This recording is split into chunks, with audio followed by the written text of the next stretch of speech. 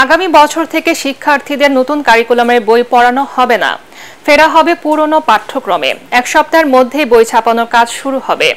সচিবালয়ে সাংবাদিকদের এসব জানিয়েছেন শিক্ষা উপদেষ্টা ডক্টর ওয়াহিদ উদ্দিন মাহমুদ। তবে যারা নতুন কারিকুলামে ক্লাস 9-এ পড়ছে, এই অনুযায়ী এসএসসিতে তাদের ন্যূনতম পরীক্ষা নেওয়া হবে। মাহবুব কবির চপলের রিপোর্ট।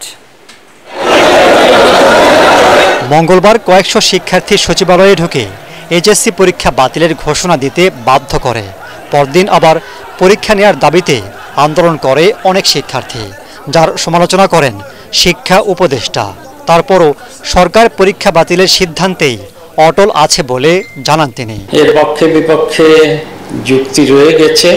আমি নিজে চেয়েছিলাম আরো বিচার বিবেচনা করে সময় নিতে, কিন্তু আপনারা জানেন যে ঘটনাগুলো ঘটেছে সেটা অনভিপ্রেত। এই পরীক্ষা যে কোনো ঘোষণা ঢাকা শিক্ষা বোর্ডের চেয়ারম্যানের দেওয়ার কথা, তিনি যে ঘোষণা দিয়েছেন সেটাই বলবৎ।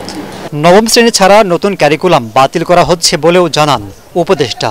জানুয়ারিতে 2021 সালের ক্যারিকুলামে বই দেয়া হবে, যা ছাপানোর কাজ শুরু হবে এক সপ্তাহের মধ্যে।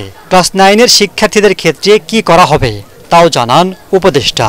ক্লাস 9-এ যারা আছে তাদের তো অনেক দূর হয়ে গেছে, কিন্তু এই মূল্যায়ন পদ্ধতি না দিয়ে অন্তত কিছু দূর পড়িয়ে মূল্যায়নটা পরীক্ষার ভিত্তিতেই যাতে হয়। আমাদের কাছে যেটা আছে সেটা হলো 2021 সালের আগের যেই পাঠ্যপুস্তকগুলো আছে এগুলোকে ছাপানোর আমি চেষ্টা করব, যে অন্তত বইগুলো সুন্দরভাবে ভালোভাবে মুদ্রিত, ঠিক সময়ে মুদ্রিত হয়, আর্থিক অনিয়ম হবে না, এটা আমি নিশ্চিত করব। উপদেষ্টা বলেন, দশম শ্রেণী পর্যন্ত যে একমুখী শিক্ষা চালু করা হয়েছিল তা বাতিল করা হচ্ছে।